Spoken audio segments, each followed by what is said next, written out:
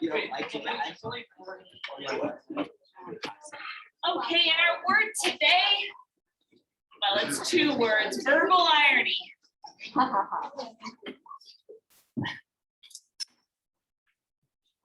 So verbal irony is when you use words to convey a meaning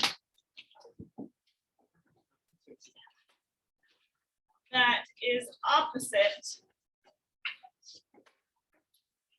the intended meaning. Yes. So in other words, sarcasm. It's not always insulting. Yeah, sarcasm is the insulting part. That's what everyone got. It's not always insulting. You're using irony to like insult. It doesn't have to be though. Like if you use, so an example of irony that wouldn't be insulting, it would be like, I need to, I need more homework. Like I need a hole in the head. It's not insulting, but it's still sarcasm. Yeah, I don't know. When I learned like last year, this is that was a form of irony that sarcasm was actually was insulting. No, it's just when you say something that has a different intended meaning than the literal meaning. Yeah. So it's when you say something and you mean the opposite, right? So my favorite example is if there was like a guy at the prison who's 6'5", 300 pounds, and his nickname's Tiny. Yeah, that's a good example of verbal irony. Or anything you say that means the opposite of what you intend. Yeah. I think of Robin Hood, Yeah, exactly. Exactly. That would be an example of verbal irony. So Frederick Douglass has verbal irony all over his book. Turn to page 33 for that. And if you need it to borrow a book today, you just borrow. How do you write dude? No, you ask me every time. I know. I'm gonna keep asking until you do. Are you good at fire? Yeah. Do you want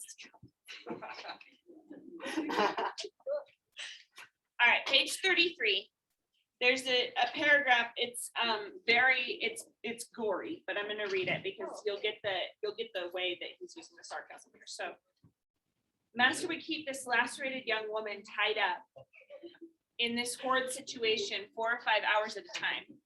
I have known him to tie her up early in the morning and whip her before breakfast, leave her, go to his store, return at dinner, and whip her again, cutting her in the places already made raw with this cruel lash. The secret of Master's cruelty toward Henny is found in the fact of her being almost helpless. When quite a child, she fell into the fire and burned herself horribly. Her hands were so burnt that she never got the use of them. She could do very little but bear heavy burdens. She was to Master a bill of expense, and he was a mean man. She was a constant offense to him. He seemed desirous of getting the poor girl out of existence. He gave her away once to his sister, but being a poor gift, she was not disposed to keep her. Finally, my benevolent master, to use his own words, set her adrift to take care of herself. Here was a recently converted man holding on upon the mother and at the same time turning out her helpless child to starve and die. Master Thomas was one of the many pious slaveholders who hold slaves for the very charitable purpose of taking care of them. So there's a couple places with verbal irony there. When he calls it him my benevolent master, that is clearly a kind of sarcasm, but I want you to write down the last sentence of that paragraph for your example. Master Thomas was one of the many pious slaveholders who hold slaves for the very charitable purpose of taking care of them.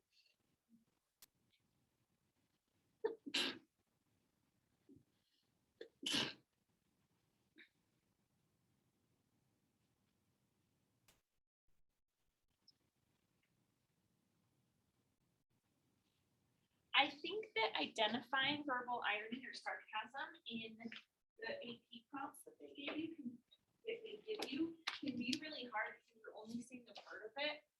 And so sometimes it's hard to figure out what's supposed to be like a joke and what's not, or what's supposed to be taken like ironically and what's not. So it's helpful to look and see how we can identify the irony here in the language. Yeah, yes, they're up here in this box. So how do we know that this is ironic? That he doesn't mean this seriously? Yeah, Matthew. It like contradicts kind of what was saying before. Okay, so it's like a really clear contradiction, and like he's presenting this story that is like so difficult to read about this girl, Honey, who has is like she has a deformity that prevents her from working, and so they have decided that she is useless, right? And so he has this horrific story, and then he says he's very charitable. So that juxtaposition, right? What are some words in that sentence? So I think charitable does it, but is there other words in that sentence that creates that contradiction? Yeah, Josie. The taking care of them. Yeah. What does taking care usually mean? When like I sign my emails if I'm feeling nice, take care. Yeah. Well, with the sense like taking care of, do you ever think of like a child? Yeah. Or like a pet, you know, you feed it, you give it more safe, warm, and comfortable. And you also need to love on it. It's not like, oh, here's the basic necessities of life. You know, that's like they could probably do that on their own. I think that should love is them giving us something that they can't give themselves. Yes, exactly. So it's like it does put that person into a kind of like submissive role, and in that way, it makes sense for us to see that kind of submission as a part of slaveholding. And there was a lot of rhetoric at the time that was saying slavery can be beneficial for the people enslaved because slave masters take care of somebody who should be submissive to them. That was the rhetoric circulating at the time. So in a lot of Southern newspapers and a lot of Northern newspapers even, it was like, well, sort of biologically, these people are lower than, you know, us slaveholders. And so it's our responsibility to take care of them. So there was this idea of like benevolence going on where like, I'm doing like a charitable thing by like taking you in and like, you know, giving you food and love and attention and so on. Yeah, Elsa. But they didn't choose that. They didn't say, No. oh, yeah, I want to be a slave. They were born. Yeah, so like that taking care of thing, it's like, I don't know. It's so you're saying even inherent in the fact that they like had no choice at all, like you can't see that as a taking care of. That's when you compare someone to them. Okay, good. Yeah, I think exactly. You know, like, people are like, oh, this is how you read. All the stuff. You will be independent. Taking care of them. Right. And in this little section, we get lots of instances of when he is not taking care. Yeah, Kaylee. Taking care of someone implies you're helping them grow. Yeah. And the whole point of the slavery thing was to keep them from growing. Yeah. So there's this kind of juxtaposition between pushing them back and taking care of them. Yeah, good. Good. And in this section specifically, it's like he says he just wanted to get rid of her because she was a bill of expense. So that idea of her being a bill of expense, but then juxtaposing that with the phrase take care of creates that contradiction. Yeah, Audrey. I think you can also see that in like taking care of, like you can take it two ways, like the tender, like loving, take care of, and then like take care of them, like get rid of it, do whatever you can. So, Yeah. like, that's what I think of when I'm reading that. Just like take care of the trash, take care of whatever this Yeah, is. interesting. So there's a way to read this as kind of like a pun, the very charitable purpose of taking care of them. Look at that sentence too. It says Master Thomas was one of the many pious slaveholders. What does Frederick Douglass think of piety? Yeah, he does not have a high opinion of it. And why is that? He's talking about specifically with Southern slaveholders who are Christians, right? And that idea of pious being wrong. But I think this idea of piety in general, he has a problem with. Yeah. I think like the main difference between piety and charity is that someone who's pious, everybody like sees them as a religious figure, whereas someone who's charitable like treat other people as well. So he's saying that, oh yeah, they're pious, everyone knows they're religious. Yeah. But that doesn't mean that they're good people. Good. There's like a display of your religious religiosity. There's a display of it to show everybody else that you're good when you aren't really. We call it virtue signaling now then. Yeah, Josie. Pious means like Yeah, pious means that you're like completely dedicated to the church. Yeah. So almost in that sense, it actually speaks that it's like, oh well, I have to be good because I'm a practice like I'm supposed to be good or whatever. So even though very obviously, they're not taking care of these people, like they're doing horrible things. Even if they were doing something better, the whole idea of just doing it if you have to because you're associated with something, I don't think you like that and not being like you're doing this because you're a good person. Good. So he's pointing out the irony of piety, like in general too, where he's talking about how like people who were, Southern Christians were seeing themselves as pious, but that's only because the Southern Christian churches were telling them that it was pious to own slaves. So there's this way that like they just get what they want and they are only doing it for like the only reason they do anything is because somebody is telling them that they can, type of a thing. Elsa? Yeah, I'm thinking it's just that pious, it makes me think of, oh, God, really not supposed to do this. But then you need to have a balance, right? There's some things in life that God gave us. But you're really doesn't want to perfect. And they're saying, oh no, because I have this calling. And they're like making themselves godlike and they're not because they're doing some other Yeah. people and saying no, I'm doing it. Well, I think that's their biggest error because they need to talk to other people, not divine being. Okay, good. And especially when the people who are telling you what is divine and what isn't, it's not like that transcendental idea that it's coming from you. It's coming from a corrupt organization that's telling you to do that. Yeah. Okay. So I think we can see why that is sarcastic. And then when you look back, you can see other things that become sarcastic through this lens of sarcasm. Like when he says that she was a poor gift, he means that ironically, the idea that a person could be a gift and that you can label them as poor because they have this disability. He means that ironically. Or when he says, finally, my benevolent master, to use his own words, set her adrift to take care of herself. That means this kind of like opposite of what he's intending. Okay, you'll see it all over the place in his book, how sarcastic he is. Did you get some effects written down under word of the day?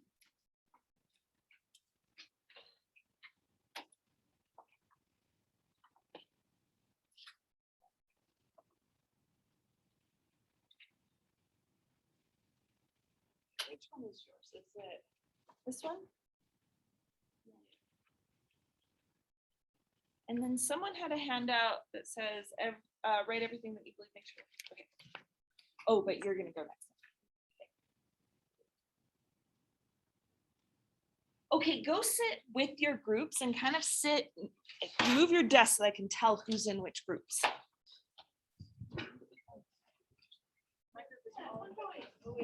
They're all gone.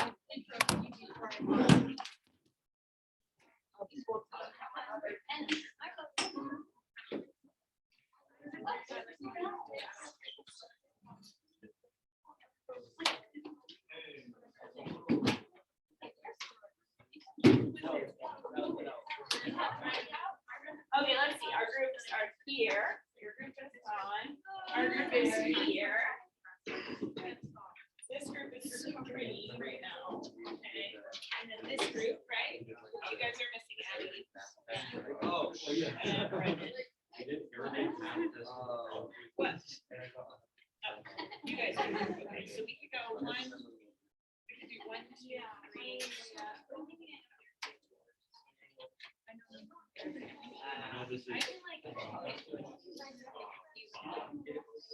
Okay. So I am going to, was anybody not here last time? Sabina, but you're gonna join up with this group right here. Okay. We're gonna go in this order. We're gonna go this group first, then we're gonna do Luke's group, and then we're gonna do this group over here, and then we're gonna do this back, you back 3. If we don't get to you, then hopefully your full group will be here next time, right? Okay, so I'm gonna give you 15 minutes now to regroup and plan how it's going to go. The reason I'm giving you that time is because I want it to be really professional and effective. So remember, your main goal for this is to teach our class about what he is doing with the rhetoric in your chosen section, right? So you are trying to get them to a level of deeper thinking about that rhetoric than they would get just by sort of glancing at it or just reading it straight through. You are trying to do that for them. So you're trying to engage them in some way. You're trying to get them to be able to remember this, because ultimately this is what you can use to write your paper, and it will be so useful if the groups are actually like putting sort of the attention to detail in this.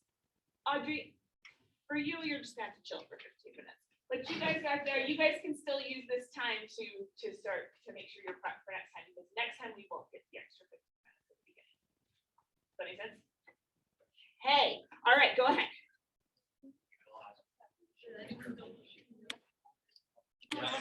Okay, if you were working at home today, or if you missed because of DACA or whatever, you are going to watch the recording of the presentations and you're going to take notes about what they're saying. So on that blue sheet, there's a spot for rhetorical analysis and there's a spot for notes.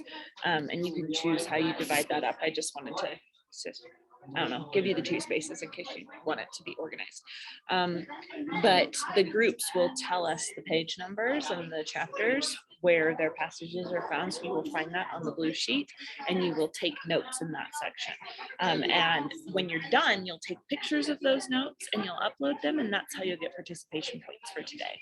And then if you had a group that presented today, I have an alternative assignment for you. So come see me, because not all groups are presenting today. Yeah, so come see me about that alternative assignment. If your group presents today and you're watching them and you see that they presented and you weren't there. Okay, thanks. So everybody has this blue sheet that they've been taking notes on, right? Or that they've written chapter titles on, or counter arguments, like whatever you've been doing.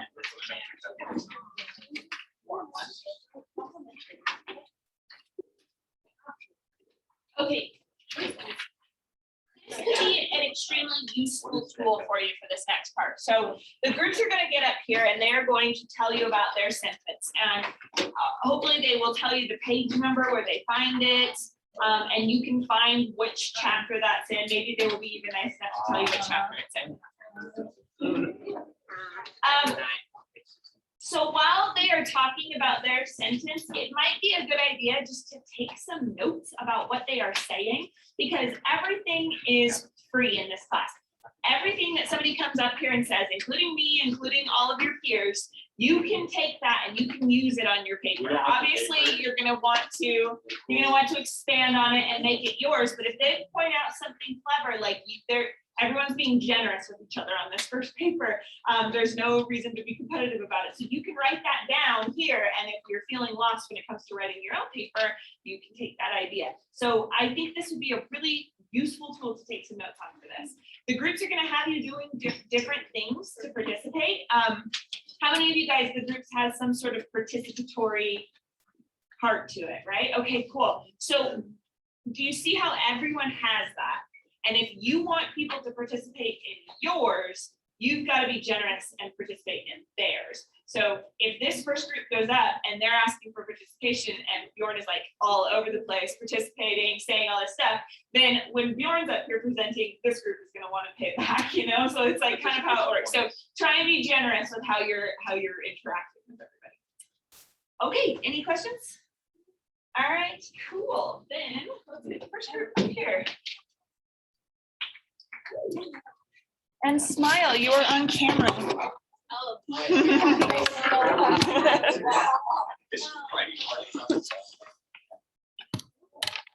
Yes.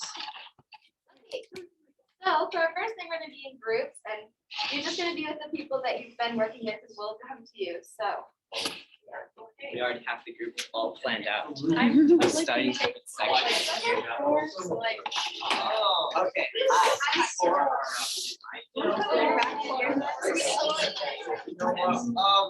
guys are who's like doing this? Matthew, I see you at lunch, and we're always both like. You guys, are you annotations?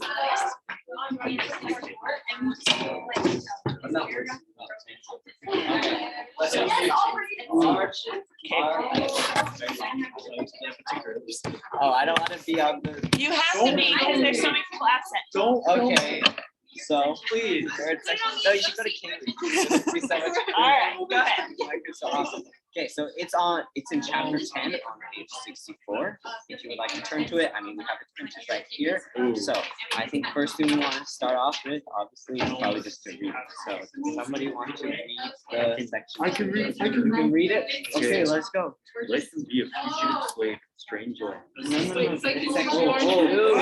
Weren't you listening? Sorry, I'm You have to sorry. read section 2. Okay. I can try again. You can't just. Everyone has to be awesome. Yes. I say, let him place himself in my situation, without home or friends, without money or credit, wanting shelter and no one to give it, wanting bread and no money to buy it. Yes, the comma's the most important. Okay, but here, first off, is there anything that you guys know about that? Yeah. They repeated the 4 parts, so home or friends, money or credit. I can't read. So whatever. Anadiplosis. There you go. Yeah. it's like- Anadiplosis, that's Yeah. the word. And it's also like a very similar structure, right? So without home or friends, without money or credit. And then the second part is like very similar, just slightly different words. Wanting shelter and no one to give it, wanting bread and no money to buy it. So the first thing I want to talk about is like the word without. It's repeated twice, but like what does without really mean? Like, what's its connotation? Out. Like deprive. Deprive. The opposite of with. So what? The opposite of with. Yes. Good job. Exactly. Okay, but then what about like wanting? How does wanting compare to without? I feel like in this situation, especially because of the term like without you can right relate to like the crack or whatever, wanting you could be able to say like desperate, like you like need and you're like desire, it's like fine. Yeah, so like, especially in this situation, it feels like wanting is more like a basic need and stuff, but then without it's more just like a general luxury kind of thing. Because, yeah. But then, after like look at some of my notes. So like then some other really interesting words like home and shelter. Like those are pretty similar, but like how do you think they're different? Like what is a shelter? A shelter, yeah. A shelter is almost like the same place that you can sleep out. I should write this down and stuff. Oh yeah, you're right.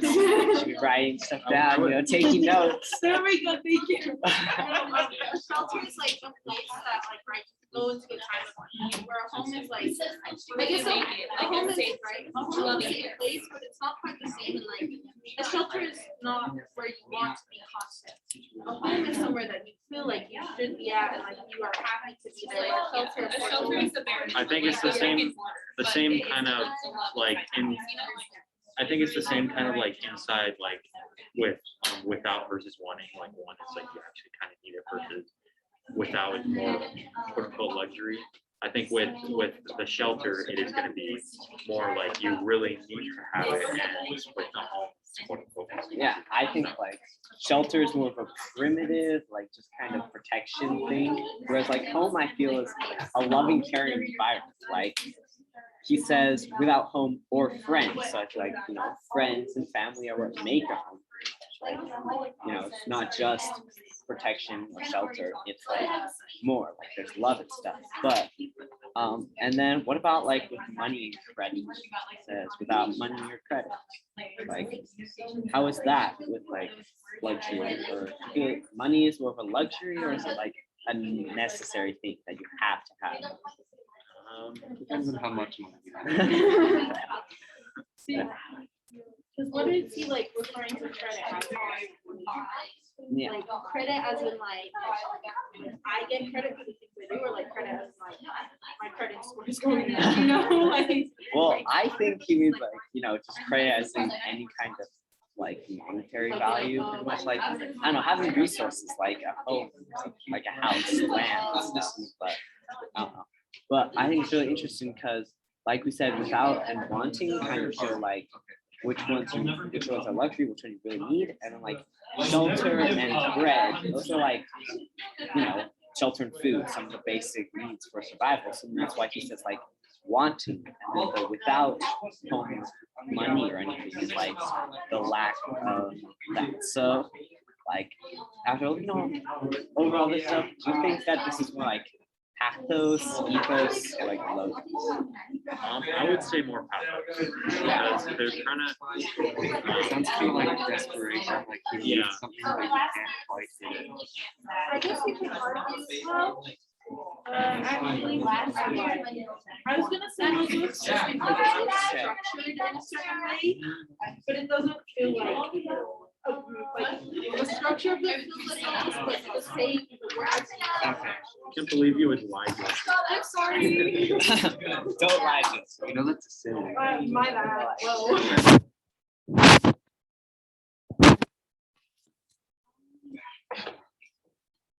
okay, so you guys did great. Thank you so much for participating. We're just gonna all summarize what our group talked about so we get an idea of the other sections. Who has section one? Me. Should we read them out? Just like summarize. summarize. Okay. so mine's about this.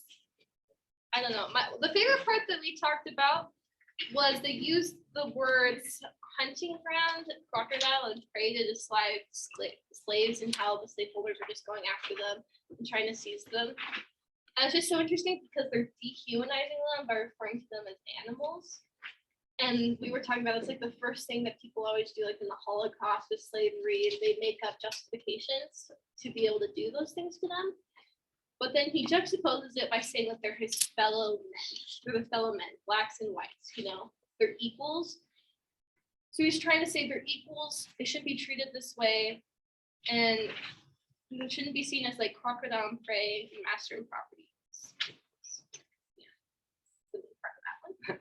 Okay, so we were section 2, and we kind of really focused about like the difference between like without and wanting, and we kind of thought that wanting was something like more that we really need, because he says like wanting shelter and wanting bread, like food and shelter, the most basic of needs, and then like without is being without like a greater luxury. So he kind of uses both in saying that his life as a slave, he was really lacking both any luxury or even like basic human rights or just, you know, basic necessities that are needed for life.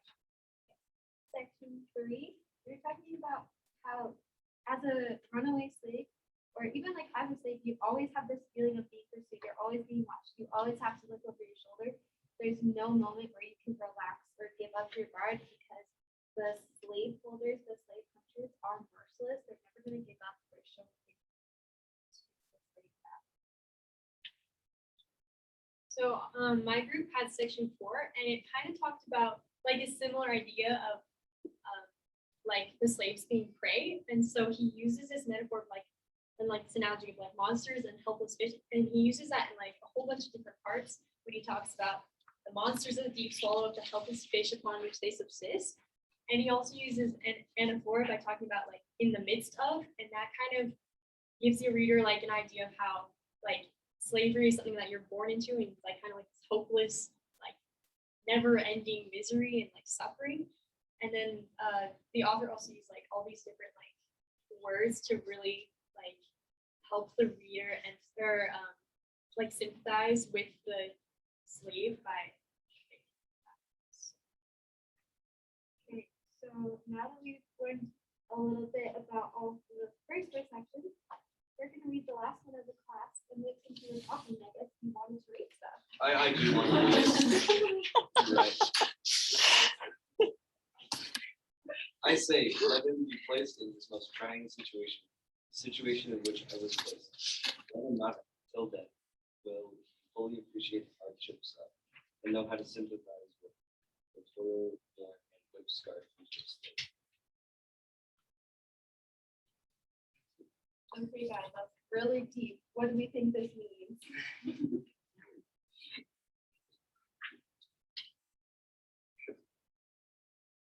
It's like I'm not sure.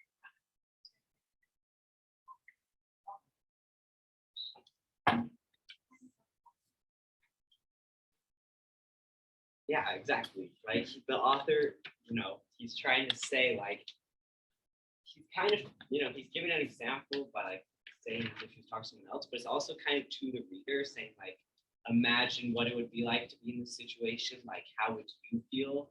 What would it be like if you were in this situation? He's also kind of saying like, be can't know 100% unless you've actually done it, but you can try your hardest to understand and empathize. That kind of shows like the difference between sympathizing and empathizing. Yeah. Josie and then Mark? I was kind of gonna say that basically, like, Sorry. no, it's okay.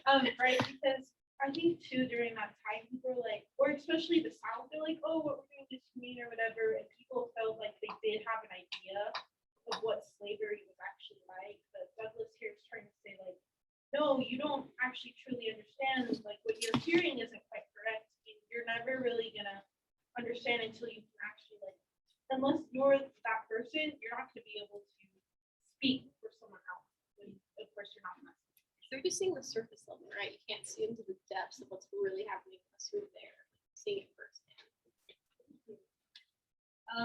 So I was just gonna say, I really like this clothing joke, especially for like this last section really shows like he's saying, like I say, like someone be put in the situation that I was in, sort of thing. Like I know what this is like.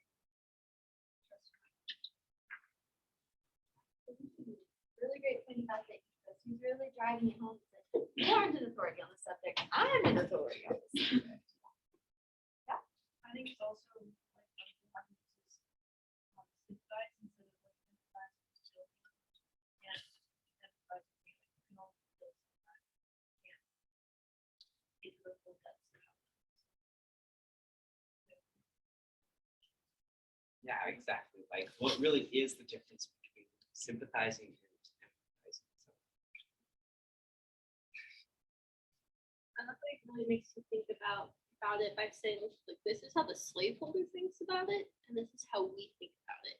And this like her talking like the sarcasm, he uses it so much to say the sarcasm is like the slaveholder's perspective, but he's saying no, this is how it really is.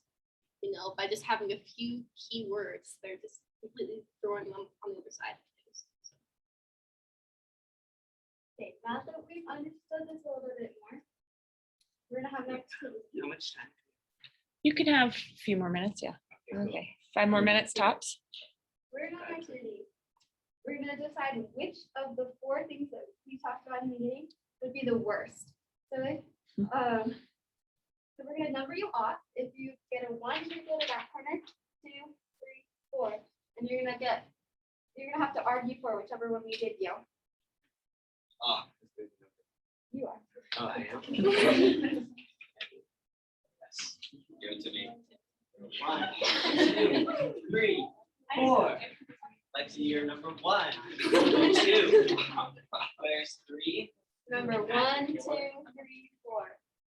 1, 2. You're 3. Remember your number. Dad, you forgot. You're 1.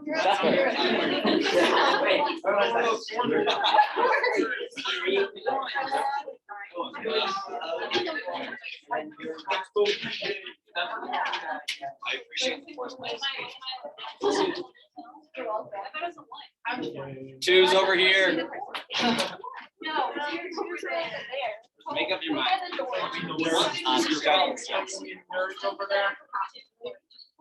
Okay, Okay. 2 is by the door. So, yeah. 4, 3, 2, 1. Wait, now you 2 what I discussed. Sorry, I know. It's just you're good. Which one are you arguing?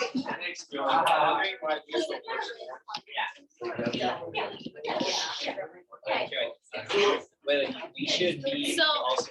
Oh, okay, okay. Okay. Now that you guys are in the groups, we're gonna have you talk amongst yourselves and come up with arguments, and then we're gonna come together as a class. Yeah. I did section 2.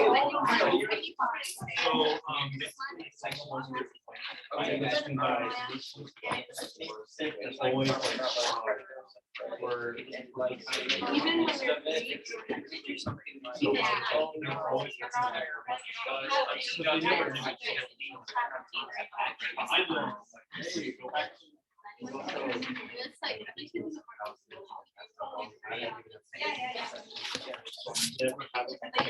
So you're scared.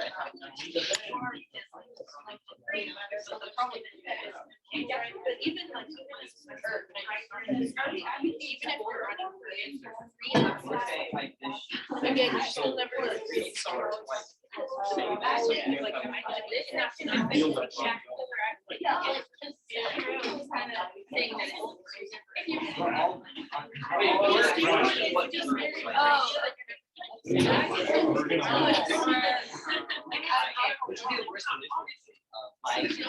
Like section Yeah, one, no, I we're didn't talking- comment. Only protection you have. Or then section two. Like, yeah. No, number two is probably the worst. Yeah, because you can't have, like, because of the, you know, highway is my center back, like pyramid of. Okay, guys. And the bottom is basically. You guys are focusing on yourselves. Yeah. So you can't build on. Okay, so who thinks there's a definite worst? Yeah, we do. Oh, wait, yeah, us.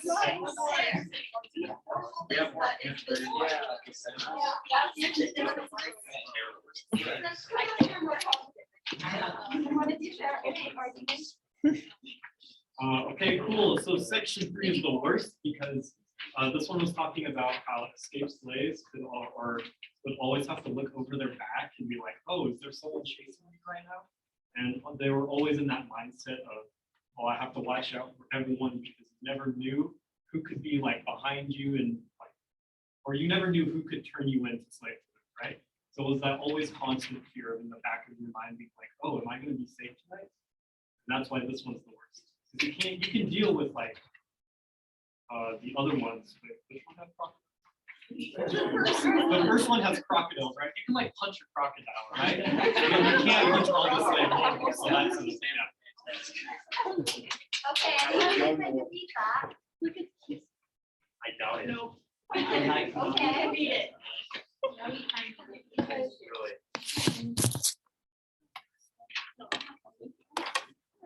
The hierarchy of needs is Maslow, yeah. That one. So Maslow had a hierarchy of needs, and instead of kind of like a pyramid, right? So at the bottom are your basic needs, and in this section, it's saying basically they don't have basic needs, so you can't build onto anything if you don't have shelter or food. And it's talking about how like they don't have like physical needs, like they don't have money or credit, and they also don't have like their emotional needs, they don't have home or friends. And it's just kind of like a spiraling situation, like they don't have anyone to give them shelter, so they can't have shelter, and they don't have any money, so they can't get food. Like all of these problems are lining up and they can't get anything from it. So I think ours is worse than both of those combined. In ours, you don't have the basic needs covered. It says, in the midst of houses, yet having no home, talks about having no food. But also, not only in this one are we being hunted, or are we being like watched, but we're being actively hunted as fugitives by monsters. We're being hunted too. We're starting Okay, let's wrap up this group. Oh, sorry, one more. Ours is essentially like, not the cherry on top. That's not a good metaphor to use, but you get the idea. Like, because everyone's like, oh, right, like you're constantly watching over your shoulder. You don't have many basic necessities, but ours focuses on how this was all legalized. They could be kidnapped out of their homes. They could be kidnapped wherever. Like, they could be treated horribly, but it was legal, right? There is literally, you have no one behind you besides the other people who are fighting against this, and that's why ours is, I don't know, like the top point almost, like Really? all the top. It's what's The apex of injustice. Yes. Okay. Okay, thank you so much for participating, guys. You'll learn something.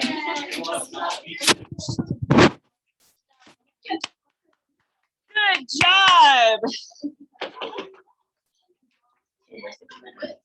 Honestly, I'm kind of scared for I feel like I was way more in depth. All right, very good teaching. I want to just, with that last section, what Josie was saying, I want to reiterate that part. What he's talking about here became Frederick Douglass's kind of like main talking point as he went through the next 10 years or so, which was this idea of the fugitive slave laws, because all of this stuff compounds together. I mean, just the length of this passage too, it's compounding together to make his condition as a fugitive slave almost identical to his conditions as a slave. So that it's like that tiny hope that he felt of escaping slavery was completely quashed, because once he escaped slavery, he is still a slave. He still lives under that condition of slavery, no matter what he does. And so that's like part of what he's talking about here. Okay, group the second. You guys did an excellent job. I'm going to steal those teaching techniques. You have a PowerPoint? Okay. Yeah.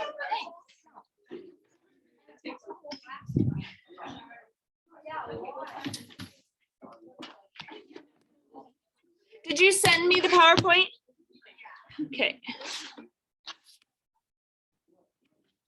Yeah, we will show the PowerPoint. But if not,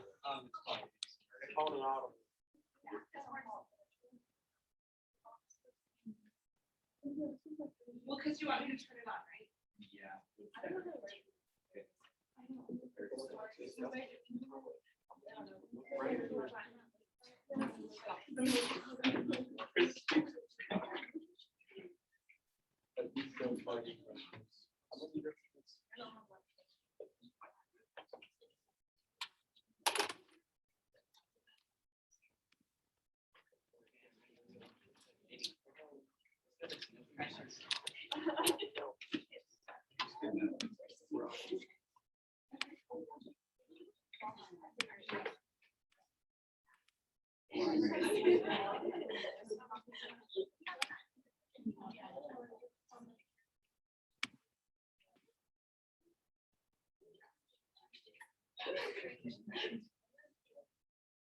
Okay, here's the clicker too.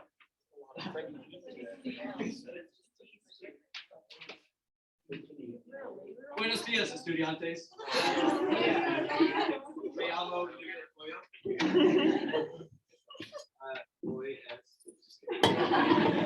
Alright, so this is called Taking the L. It's kind of the name of the title. So we're gonna go over just a quick short little quote. It'll be found in page 20, chapter 2, I think. So I'd like to recommend this. All right, I'm gonna start reading out. So this is gonna be towards the very beginning of the paragraph. Just at the point of my progress, this will all found out what was going on.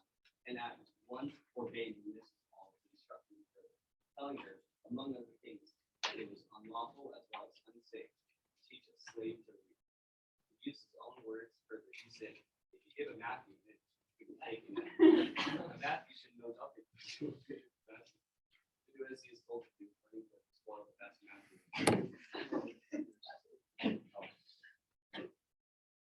Oh, okay. All right. So nobody answered this, but does anyone know what the that's for sure. So everyone pull out your Chromebooks or your phone, and I want everyone to research what the word elm is. And then once you found it, I want you to turn to your partner and explain to them what you found.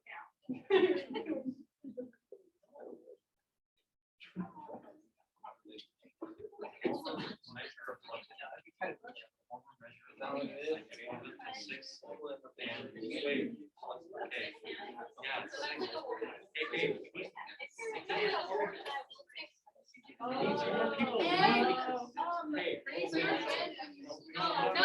No.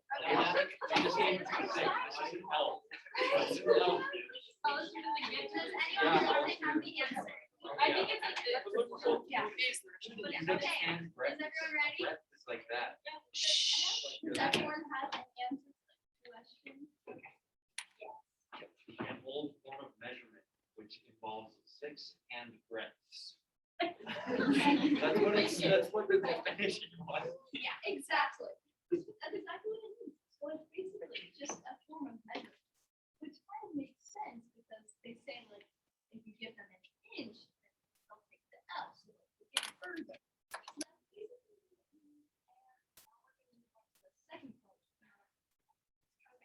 So it was on page 23.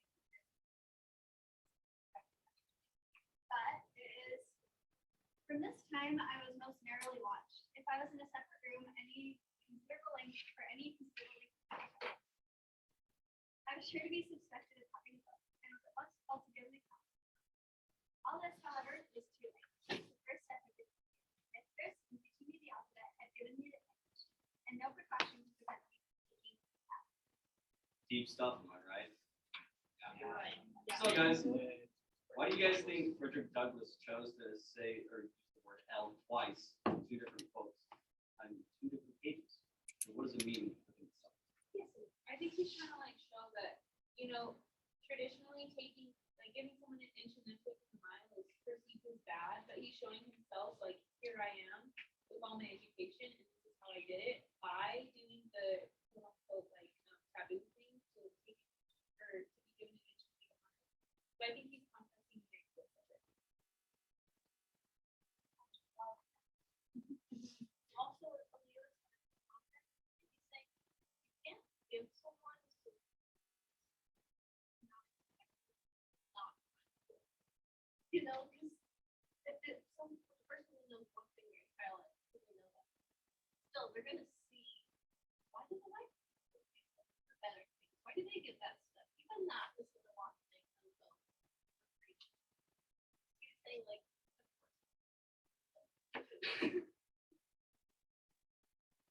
it's like I like how it said that if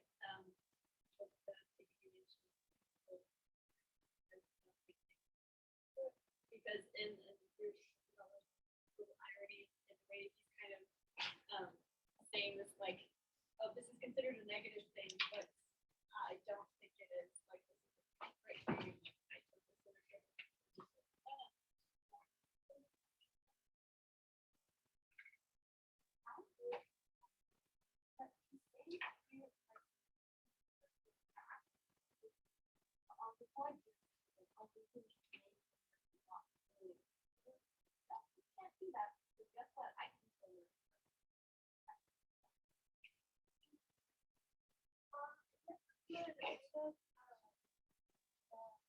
Good question to ask is why he specifically used the phrase "small."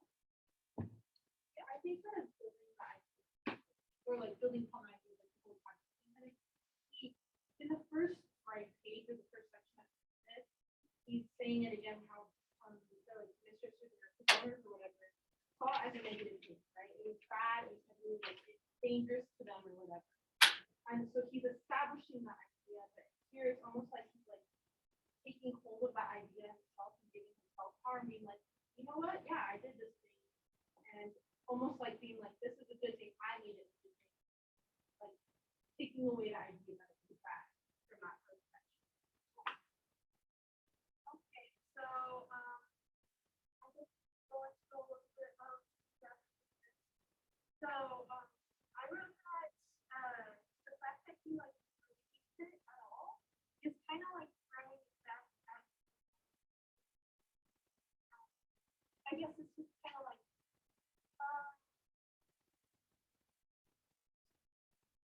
yeah, like it's kind of like proving her right. And doing so like so triumphantly makes it oh yes. Yeah, too. That like the first time he says it, that was kind of in the time frame like when he was given the inch, and when he says it the second time, it's like when he took the L. So he's saying, so the first time he mentions it, he's like, what, like he's kind of reading what his slave master said, and the second time when he says it, he's like, yeah, I did that. Like, what I say? Yeah, I would think so. So now we all know the talent is not actually that much. It's not things that for some reason is still considered and eligible education, healthy, money, or even freedom. So my question to you guys is, do you think slaveholders would follow these because they thought they would take advantage of it, or because they thought they would be capable of that?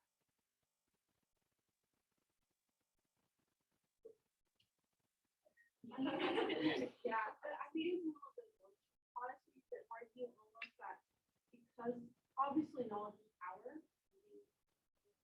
Is important, and I think also that the fact that they had taken this whatever over time, it almost like created an idea in people's heads that like slaves were capable of reading and learning and learning how to write and stuff like that because they took it away. Some say things that like they trick themselves and think it's just like this, but in reality, what they actually felt is they were scared of slaves. They actually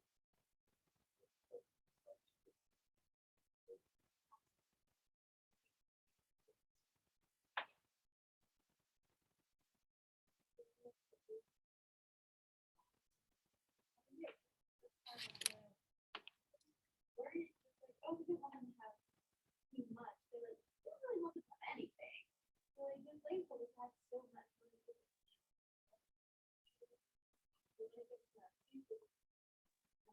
Anything, even though they could afford it, they were afraid that even with that,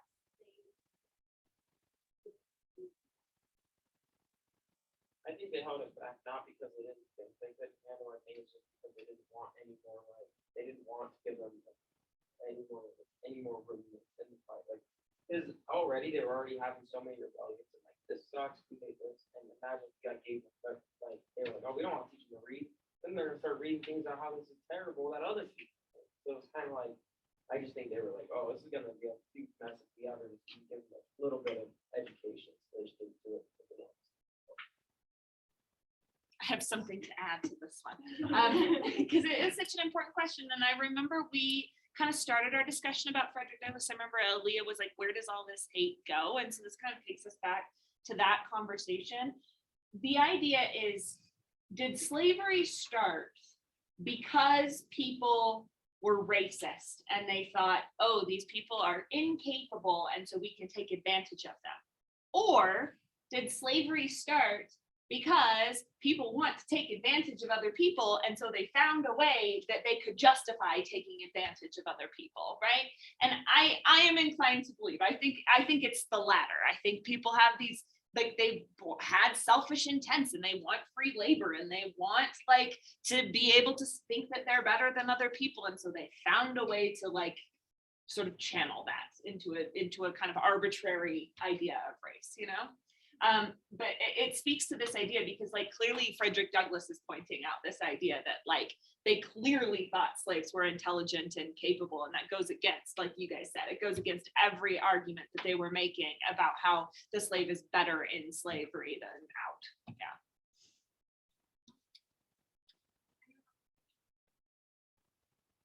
Yeah, I have a comment because I think if you think about it, slavery was started because other African tribes would kidnap prisoners of war, basically, and then sell them. So the idea of racism goes more to like a tribal thing. So it's not like people of this skin color are, it didn't start as people of this skin color are incapable or whatever. It started as, okay, we have new land and we don't have enough people to work it and we don't want to work it. So these people here are capturing, so let's get them. And then it kind of turned into, this is helping our economy so much that it's a good thing for them financially. So then they kind of turned it into justifications where they were like, you know, they're incapable of it, which is contradictory because to say that you can't give someone power is to acknowledge that they can't. But anyways, yeah, it just goes into what she's saying. Like, it didn't start off being like racism, you know? Yeah, the justification.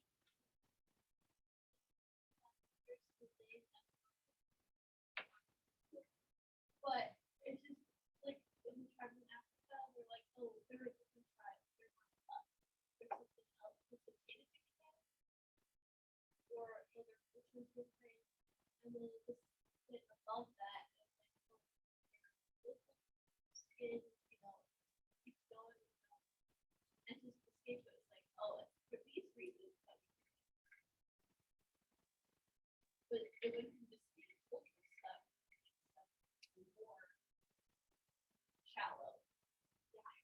not saying like, oh, they are as a person, but even if they use from a biased perspective, it's just because.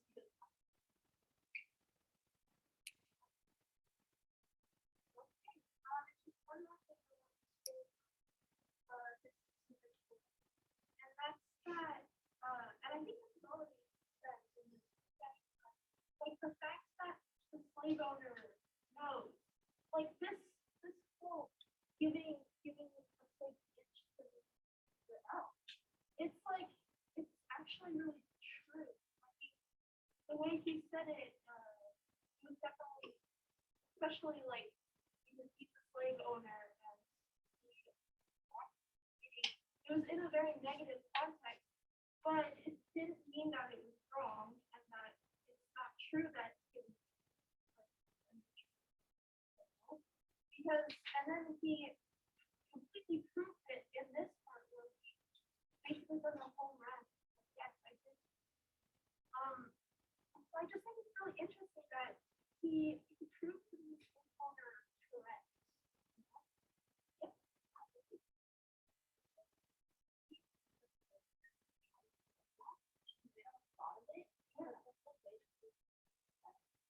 Oh no, you have to stay down, let them know that they've done that. And so it's kind of like, so obviously they say that. I'll do that, tell them that it's a good.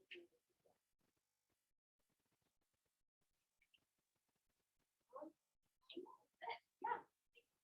All right.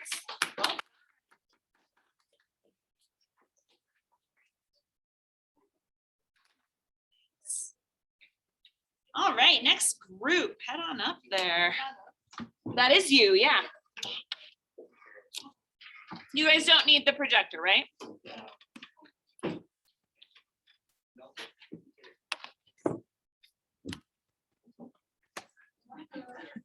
It's tricky. It takes 4 of you, I think. Yes. I'll turn.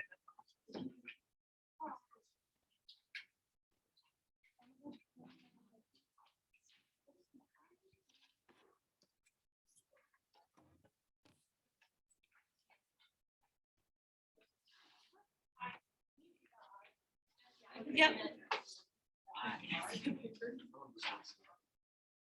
I read you.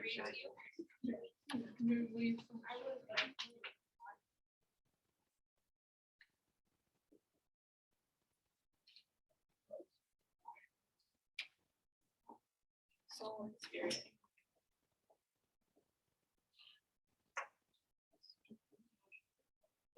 Yeah, my natural. My natural elasticity was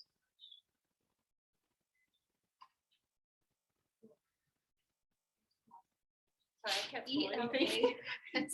T-I. Are we in AP class right now? I literally can't talk. And it's not an AP spelling. I wonder if they have a. Me either. After like Google Docs came out and you could just edit it. That's how it started. If I spelled it like I thought it would be spelled, no one would be sorry. My sister. No, she was. This is on page, wait, what page? Page 38, by the way. That was very. No, if you want to find the quote while I'm taking forever to write this, you can. Fine. So we just taking the reins. Oh, sorry. Yeah, this is counting towards our time, by the way. Do you want it to? Yes. Well, I mean, in a real lesson, you gotta. It's true. Sorry, I'm trying to write as fast as I can. I did like a kitchen scissors yesterday and I was like, we're doing layers. And then I just cut this part and said, okay, layers. But it looks kind of like It layers. looks super cute. Thank you. I'm working on it. We're getting there. Oh. Crap, we're only halfway through. No, it's fine. Maybe we should have like We should have just. done it. You know what? Nice to have your help. Where was your help before? I wasn't in your group. Well, you could have been in exchange. I like. I sat behind you. Yeah, I saw you. Well, I'm just Wow, gonna is break that back from my. Yeah, slap it. My hand is starting to cramp. Do you want me to try it? No, it's okay. I gave myself the handwriting switch. I gave myself this rule. I You know have what? to. We're not being paid for this lesson. She's- so- She's preparing. I'm fulfilling my role. No, he's a year old or 2 years old. You do. No, I'm a Okay, junior. almost there, almost there. Eric's a senior. I didn't miss anything, right? Like I didn't. Oh my gosh. Yeah, but he's like, he has a late birthday. Yeah, I know. They're I not just- Okay. I think it's funny when people figure out that Eric's my brother. It happens to me when I figure out Daniel's my brother. Okay, I finished. Yay. Sorry, now it's too high. Like, now Now you gotta write it lower. I lost my paper. I see, I somehow. everyone's like, yo. Okay, did we finally finish? I think we're, I Wait, think, wait, I wait, think they we read have to have proper MLA. citation. Okay, we can start talking. Okay, what's the first thing you're on?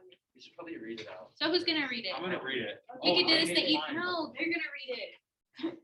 We could do this the easy way or the hard way. Yeah, I will do it. let's have Matthew do it. Okay. Okay. I was broken in body, soul, and spirit. My natural elasticity was crushed. My intellect languished. The disposition to read departed. The cheerful spark that lingered about my eye died. The dark night of slavery closed in upon me, and behold, a man transformed into I just want to talk about this word brute fast because it's not even in our lesson plan, but what's a man versus a brute? Like, what's a brute to you? Like somebody totally uncivilized, or is it like in the middle? What do you think? The image that comes to my head is really weird. It's just like this man that's hunkering in the dirt and is just attacking people at random. That's what I So, think. but he's still a man, right? Yeah, but he doesn't have deductive thinking. He just does it on instinct. Like, So like a man would be. yeah, of like thinking of Wait, why. I thought you were writing it down. And We can write it and draw. Okay, roulette. So basically just like no reasoning. No reasoning and violence. Yeah. Yes. when we say like brute force or brute work, we kind of mean like mindless, like without reason or just thought behind it. Yeah, when you say So- brute force, there's just all logic aside, just like. Yeah, exactly. autonomous. And that kind of Yes. goes with like what they thought slaves were, because they were like essentially just men who worked without thought, you know? There wasn't allowed to be like thought or reading. That's what they wanted. Yeah. We're trying to keep them in that bubble. Yeah. I don't know if it's getting ahead of where you're saying, but I think it's interesting that he says a man transformed into a brute. He didn't start out that way, like all the slaveholders were saying at that time. So he knew he was better, right? Yeah, but the whole concept was like this systemic thing is what made him free. It wasn't that he was born that way, like all the slaveholders would want to say. Something that I kind of found was when he talks about a brute, I think he's kind of saying how that is the lowest that like he had thought, like that's the lowest that he can go. And then like later in the chapter, he starts out, he's like, but I'm not gonna let that like take hold of me. He's gonna like, I think he like talks about his safety.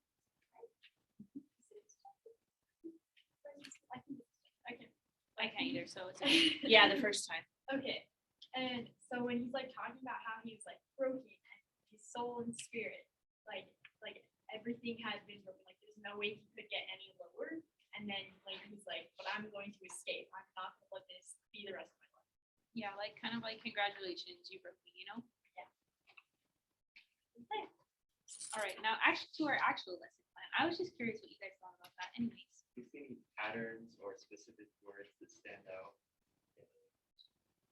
I feel like a lot of it, he's juxtaposing it. It's like he's like elasticity was crushed, you know, and then says like intellect language, you know, he's like, oh, it's like supposed to like flourish and grow, right? No, it's being stopped. And this disposition who want to read, it's not. You know, he's just saying like all these things that I used to have, they're now leaving. This- Yes. So he's showing what he wants compared to what the slaveholder wants, because they want it to be crushed, but he was longing for that ellipsis.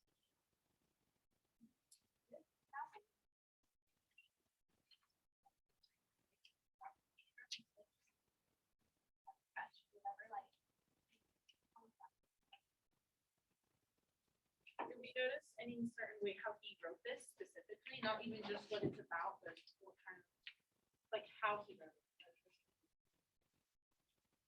Well, he started off by saying he was broken, and then he goes to depth about each of them. Natural elasticity, that's something about his body. His intellect is white light. To read part of it, which is the spirit and the spirit to read.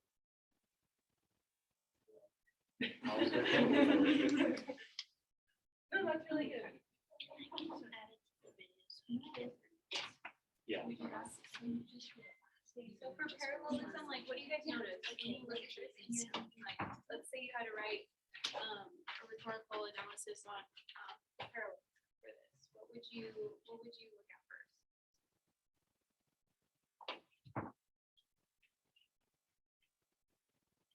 And I would look at, so like he's creating this human because human to us is like having a body, soul, and spirit, right?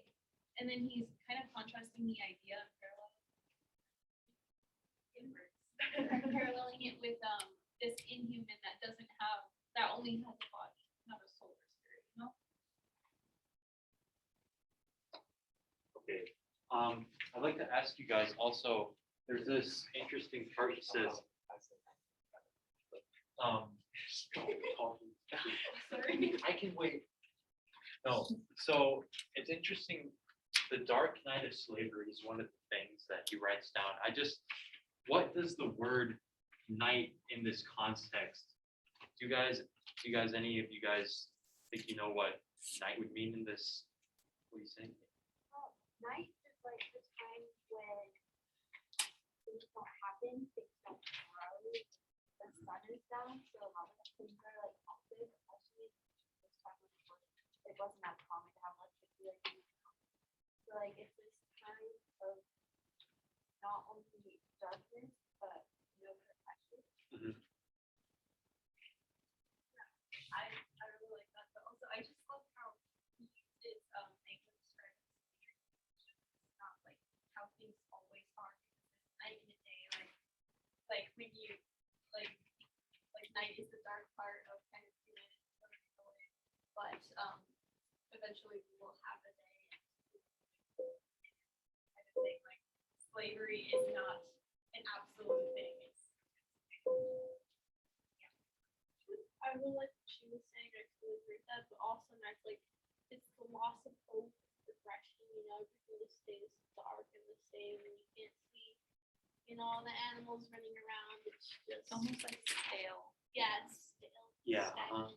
I would say it's actually pretty similar to last year we had to read Night by Edia That's what I was Wiesel, thinking, yeah. and kind of like obviously that whole premise, and obviously, I mean, you could draw some parallels because the Holocaust and slavery, well, it was different in the way it was. It was basically just kind of like slavery. And the night was oppressive. Like I kind of got that idea from the night book, is that the night was oppressive. Like, I don't know if this is a bad example, but have you guys ever been like somewhere where it stinks and you just feel like oppressed by like the smell, and it like it's stagnant, but it's just like oppressing you because it stinks and you can't get away from it? I feel like that's how like night is. Like it just stands for this halt to everything that keeps you under, almost as like if you're drowning because you can't get past it. And then you like think about like all of those like connotations of the day, and then when you compare the two together, like the like difference is like stark and like extreme. Yeah, they're exact opposites. Yeah, I also feel like, you know, there's always going to be tomorrow. It is like there is hope, and it's like the hope's gone. But he's saying at the same time as saying night, he's saying it is. She was girl saying that. Sorry. that they had, moves forward. He's saying there is hope even when there's no hope, because there's always tomorrow, and Because after night comes day, right? Yeah, so I thought that was just really interesting that you used that, and so.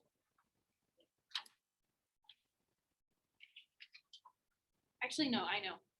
No, I don't. So someone else go. I think the personification. So it's much more difficult. So I feel like going back to the night part, it goes along with the personification. It's like, oh wait, no, that's not. So this says the cheerful spark that lingered about my eye died. So it's personifying the spark. Does anybody have an idea why they chose the spark to be personified, why it dies? A spark is not spark fire.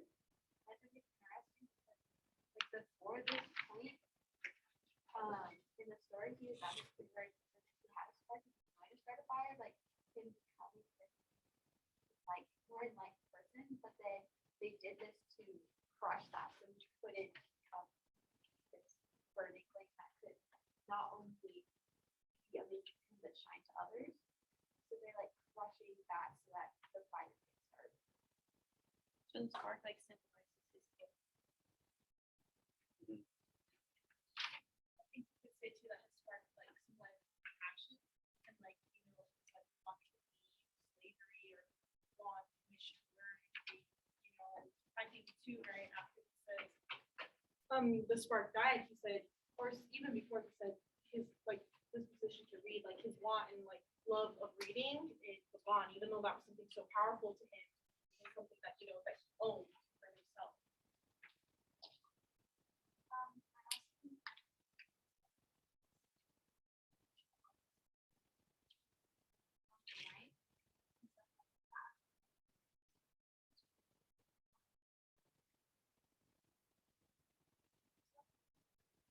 Also, the spark, it's more instantaneous. It's not like a bonfire or just a fire, it's not constant. It's just like, oh, spark. Like, sure, there's that like little hope, but you have to nourish it and grow it and slowly become something.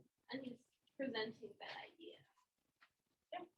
That it needs to be independent. Yeah. Also, kind of being back on this time metaphor, how do you think he chose this saying to like represent like closed in upon? Why do we think he used that specific wording for in connection with this? It's all good. We need it.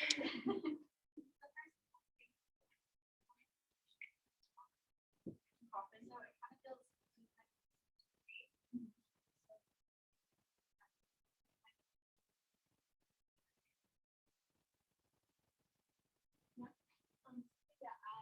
That's like really interesting because like you need like total darkness for it to be completely dark, but you only need like a tiny little like spark for there to be light. And so like because the darkness has to surrender the light,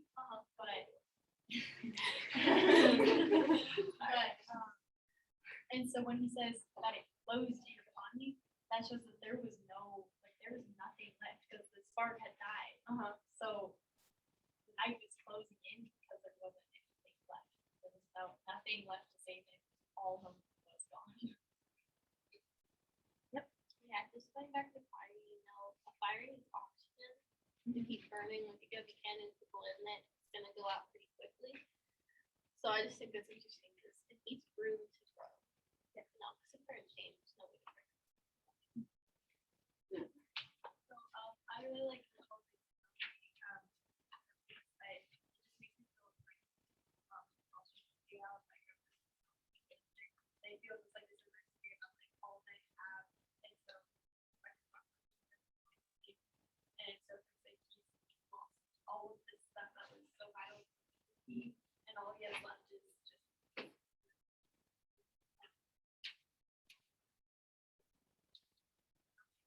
I think too, because he does say close in and saying the dark night is what closed in on him, right? Night is gonna come and there's not much you can do about it. And kind of like what you guys were saying, like it was sealing his fate, right? It came and there was really nothing you could do about it in that instance. But again, coming back to this idea that like your spark will come back and then state will come back. I think that's why you kind of use that word like it closed in. And to tie it all up, because we have a minute. So we talked about like how this is oppressive, right? And we also talked about what a fruit is. So like this person that was a full human with body, soul, and spirit, like being trapped and closed in on, and he felt like his fate was sealed, kind of brought him to becoming this fruit, right? Is that what the message that we got from this lesson? Did we learn rhetorical strategies? Good check for understanding. Okay. All right, so you don't have homework for next time. Whoever did not present today, so we do get to wait. Hopefully Brennan and Addie are here next time. Whoever didn't present today, then we'll go next time. We'll have 4 groups going next time, so it'll take up the whole class. And then it'll be time to write our papers. So good job, everybody. Oh, we didn't clap for the last group. All right, thank you.